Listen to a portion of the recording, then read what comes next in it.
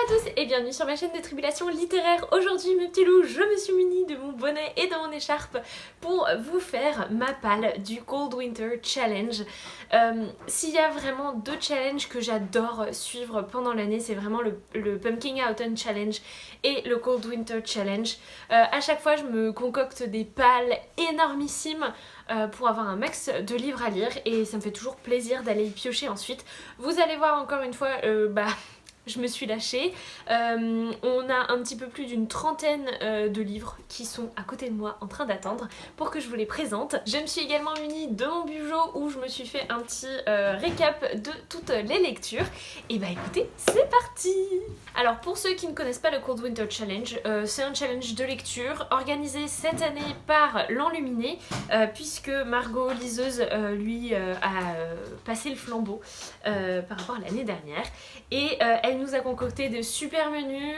Franchement le mot d'ordre c'est de s'amuser avec ses lectures, j'adore et c'est exactement ce que je vais faire. Et on commence avec le premier menu qui s'intitule La magie de Noël et la première sous-catégorie s'appelle Under the Mistletoe et il faut qu'on lise une romance ou un livre feel good qui se passe à Noël.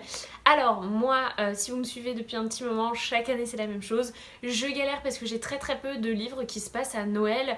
C'est rarement quelque chose qui m'attire. Enfin, j'achète peu de livres à cette époque de l'année et c'est souvent à ce moment-là qu'ils sortent. Donc du coup j'en ai très peu. Donc j'ai pris seulement la morceau romance, mais il y a un petit feel good de Noël quand même, bref. Le premier pour la romance, j'ai pris The Air He Breathes de Brittany Setcheri. C'est publié chez Hugo Roman et voilà, c'est le premier, enfin non c'est, est-ce que c'est le premier? Je crois que c'est le premier tome de sa quadralogie des Elements, donc il y en a 4, parce qu'il y a 4 éléments. Logique.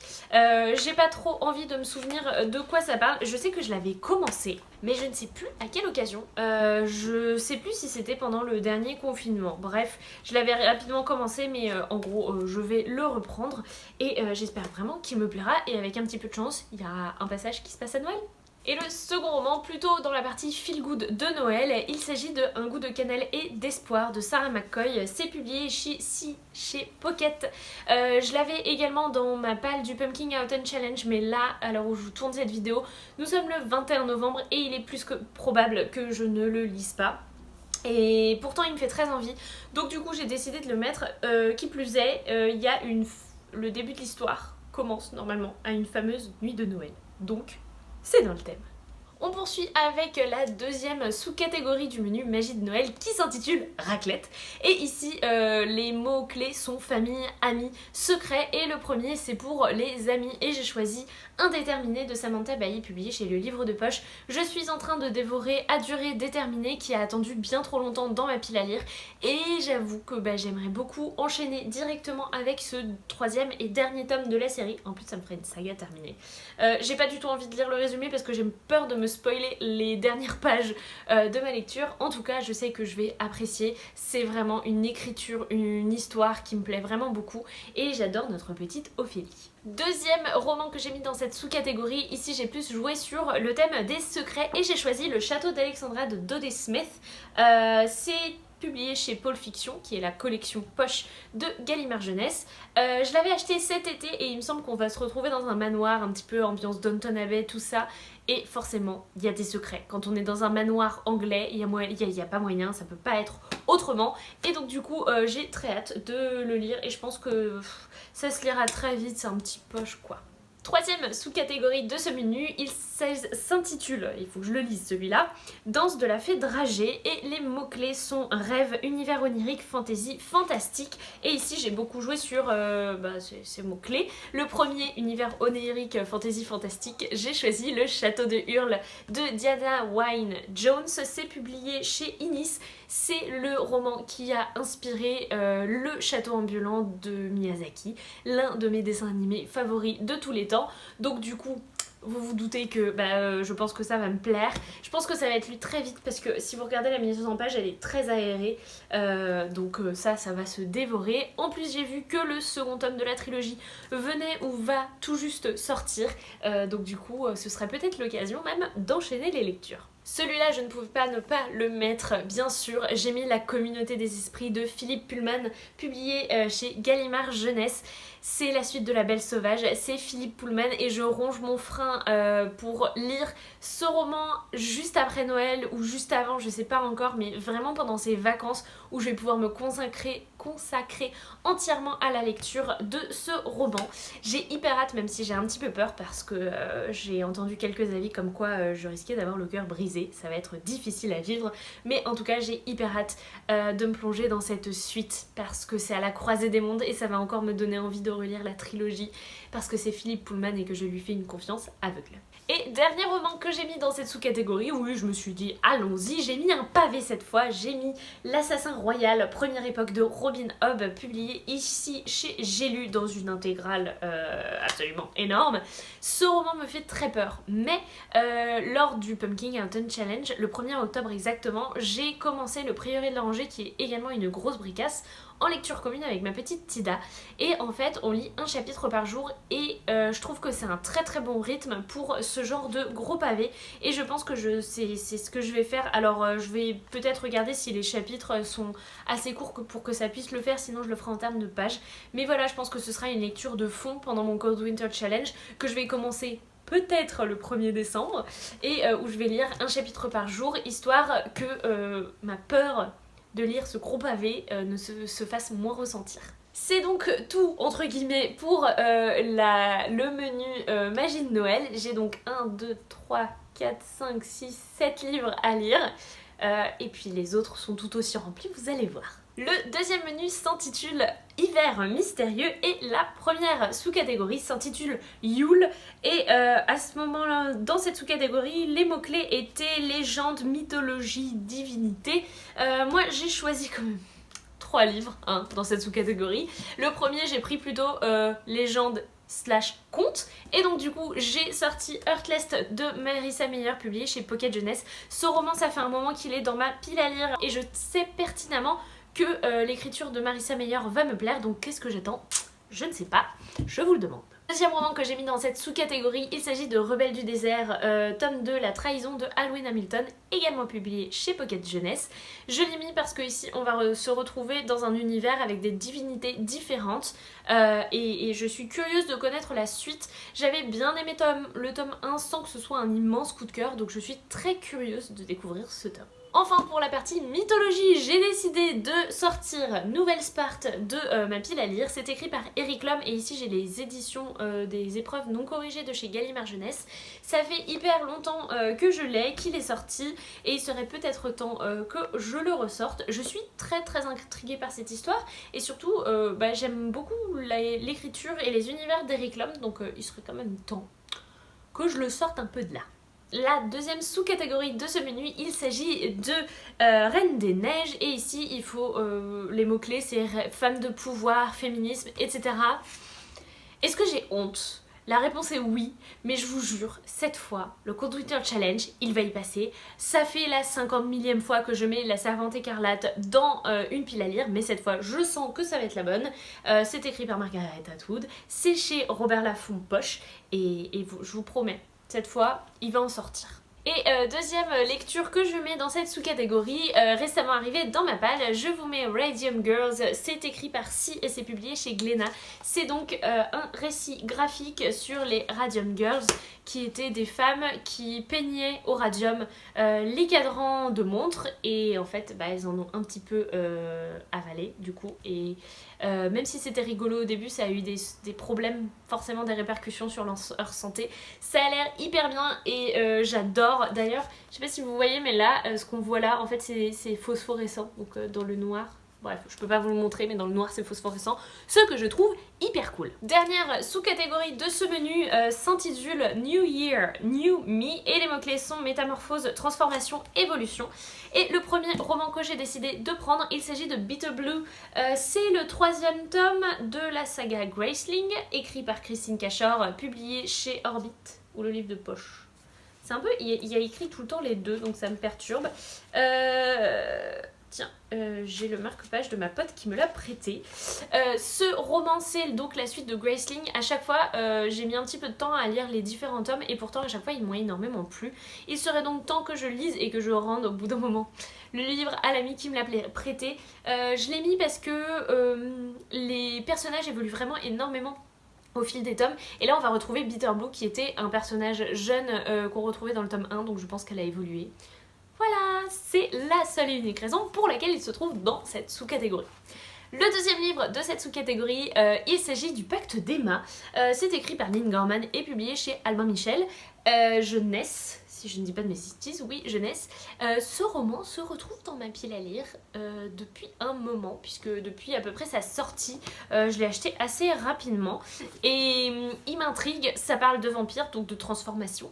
Donc je trouve que ça rentre parfaitement dans cette sous-catégorie. Je suis hyper intriguée, il y a eu énormément de bons avis sur ce roman. Donc écoutez, il serait peut-être temps que je l'en sorte, parce qu'à chaque fois il est coincé là, derrière David Tennant, et je le vois presque pas. Et donc du coup je ne le considère pas. Donc je me suis dit qu'en le mettant dans une pile à lire, peut-être que... On est donc avec une jolie pile pour l'hiver mystérieux, et il y a 1, 2, 3, 4, 5, 6, 7 aussi. Voilà, comme ça au moins je suis constante. Troisième menu, il s'agit du menu Marcher ensemble dans la neige. Et la première sous-catégorie, il s'agit de Reine du Père Noël, où il faut parler animaux, nature, écologie. Et pour cela, j'ai mis un titre aussi que vous retrouvez bien trop souvent dans mes piles à lire, Les Tigres Bleus. C'est toujours écrit par Yves Trottier, c'est toujours publié chez Can Édition, c'est toujours le premier tome, et il serait vraiment temps que je le sorte de cette palle. Surtout que je pense que ça va se lire hyper vite. Rien qu'en le feuilletant, je le vois, genre dans la mise en page, c'est hyper aéré. Donc voilà, il serait vraiment temps que je le lise. Le deuxième, animaux, parce que écoutez, j'ai vu un animal sur la couverture et je pense que ça parle d'esprit et d'animaux, du coup je l'ai mis. Donc c'est Alpi the Soul Sender, le tome 1. C'est publié chez Kiyun et écrit par Rona, c'est ça, c'est écrit par Rona. C'est le seul nom que je vois, donc j'estime que oui. C'est un petit manga que j'ai trouvé magnifique, que j'ai mis dans mon panier quand j'étais à la Fnac. Et puis voilà. Je ne saurais vous expliquer exactement les raisons de pourquoi il se retrouve ici en dehors de cette couverture absolument splendide. Donc voilà, il y est et je trouve qu'il rentre parfaitement dans cette sous-catégorie. Deuxième sous-catégorie du menu, Aurore boréale. Et ici, si je ne dis pas de bêtises, on va parler voyage, périple, aventure. Et j'ai décidé, encore une fois, de mettre 2 livres. Le premier, Martin Eden de Jack London, publié chez 10-18. Je ne sais pas pourquoi, c'est peut-être lié à Jack London et donc à Cro-Blanc. C'est lui qui a écrit Cro-Blanc. Oui. Mais du coup je l'associe à l'hiver, je ne sais pas pourquoi. En plus j'ai une édition vraiment super jolie et donc je serais vraiment contente d'enfin me le lire parce que je pense que ça va être une très belle lecture d'hiver. Ensuite, le deuxième livre que j'ai mis dans cette sous-catégorie, Les Mers Brumeuses de Chloé Chevalier. C'est le 3e tome des récits du Demi-Loup publié chez les Moutons Électriques.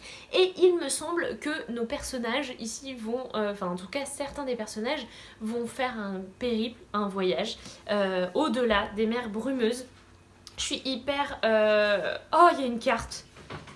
Oh là là, j'adore. J'adore. Donc du coup j'ai vraiment super hâte de le lire. À chaque fois, j'ai eu peur de lire le tome 2 alors que ça a été un énorme coup de cœur et alors que j'ai très vite retrouvé un petit peu mes marques. Donc je suis très curieuse de le découvrir enfin, surtout que le 4e et dernier tome est sorti. Donc voilà, ça pourrait être l'occasion d'enchaîner un petit peu les lectures et de terminer cette saga. Dernière sous-catégorie de ce menu s'intitule Carol of the Bells et il faut tout simplement choisir un roman choral. J'en ai choisi 2. Le premier c'est L'âme vive de Ariel Holtz, publié chez Naos et chez Nemos dans la collection Naos. C'est Ariel Holtz, je suis sûre que ça va énormément me plaire. Je n'en ai entendu que du bien et en plus il y a plusieurs personnages qui parlent à tour de rôle. Voilà, moi je suis déjà conquise. Deuxième roman, alors Coral, il me semble qu'on va suivre deux personnages, ça se trouve je dis des bêtises mais je crois que c'est vrai. J'ai choisi de mettre C'est pas ma faute de Anne-Fleur Multon et Samantha Bailly, publié chez Pocket Jeunesse. C'est un roman qui me fait très envie depuis sa sortie et que je me suis procuré à la sortie du confinement numéro 1. Je pense que ça va être une très bonne lecture, notamment pour tous ces jours un petit peu sombres où on a besoin d'un peu de réconfort d'un point de vue de l'écriture, de l'histoire, tout ça, et je pense que ça passera bien. Voilà. Donc pour le menu marcher ensemble dans la neige, on a 1, 2, 3, 4, 5, 6. 6. Il y en a un petit peu moins dans celui-ci. Voilà. Quatrième menu, il s'agit du menu hiver obscur et la première sous-catégorie s'intitule Fantômes des Noëls passés avec les mots-clés Fantômes revenants, voyage temporel ou jeu avec les époques. Et j'en ai choisi deux. Le premier, Les Roses de Guernesey, tome 1, Le fardeau du passé de Charlotte Link. Le fardeau du passé, je me suis dit que ça correspondait parfaitement, aussi bêtement. C'est un poche qui est là depuis bien trop longtemps dans ma pile à lire. Je voulais trouver une raison de le mettre dans ma palle du Cold Winter. J'ai trouvé. Voilà. Deuxième roman qui s'y trouve, je l'ai choisi parce que ça parle d'horloge, temps. Il s'agit de La mécanique du diable de Philippe Pullman chez Flammarion Jeunesse. Ai-je besoin de vous dire pourquoi je mets un deuxième roman de Philippe Pullman dans ma palle? Je crois pas, non. Deuxième sous-catégorie de ce menu, il s'agit de frissonner sous un plaid. Là, il faut lire thriller, policier, horreur, tout ce qui vous fait un petit peu frissonner. Moi, je suis une flippette, donc rien me fait frissonner. Le premier que j'ai choisi, il s'agit de Blackbone, collectif Blackbone, de Colton Song. C'est un thriller, Nathan. Donc, j'ai vu le mot thriller. Je me suis dit que comme je suis une flippette, dès que c'est un peu un thriller, bah je flippe. Voilà. Et le deuxième roman, je pense que celui-là me fera bien frissonner, il sera génial, L'année de grâce. C'est écrit par Kim Lidgett et publié chez Casterman Jeunesse. Je n'en ai entendu que du bien, vraiment il a été lu par énormément de personnes et je pense qu'il va vraiment me plaire. En tout cas, l'intrigue a l'air juste ouf. Et apparemment il y a plein de rebondissements. Bref, j'ai très hâte de découvrir ce livre. Et ce que je trouve génial en ce moment, c'est que Casterman publie pas mal de bouquins qui sont des one-shots. Du coup, ça évite d'avoir plein de sagas qui s'empilent et qu'on ne finit jamais. Donc voilà, ça me rend heureuse. Dernière sous-catégorie, elle s'intitule Nuit du solstice. Et là, il faut choisir des petits livres qui font moins de 300 pages. J'en ai choisi deux, une fois de plus. Le premier, c'est Une série de l'amour de Michael Oliver, publié chez Thierry Magnier. Je l'avais acheté l'année dernière, ou il y a 2 ans, je ne sais plus, au Salon du Livre de Montreuil, parce que le résumé m'avait beaucoup intriguée. Il parle d'amour adolescent, de la découverte de l'amour, de ce que c'est, du désir et de tout ce qui se mélange dans ces catégories. Ça a l'air absolument génial, donc j'ai très hâte de le découvrir. Et le deuxième, lui, forcément, vu la couverture, il me fait penser à l'hiver. Il s'agit des Loups chantants d'Aurélie Wellenstein, c'est publié chez Pocket. Et il y a un dieu de l'hiver qui règne, il y a des loups, la couverture elle fait penser un peu de la neige, des forêts, bref, ça a l'air bien. Et une fois de plus, cette fois on a une petite pile parce que j'ai choisi quand même pas mal de poches et puis les deux livres au bout sont tout petits avec 6 lectures. Le dernier menu s'intitule Au chaud devant la cheminée. Il s'agit en fait d'un menu bonus, mais comme moi, plus il y en a, plus j'en mets. J'ai décidé que ce serait un menu en plus, donc voilà, j'y suis allée vraiment franco. Et donc du coup, la première sous-catégorie de ce menu s'intitule Grands enfants. Il faut lire un livre jeunesse. Le premier que j'ai choisi, c'est L'île aux mensonges de Frances Hardinge, publié chez Folio Junior ici. Il me faisait super envie, quand j'ai vu qu'il était sorti en poche, je me suis laissée tenter. Je suis très curieuse de le découvrir et donc voilà, il se retrouve dans cette pile à lire.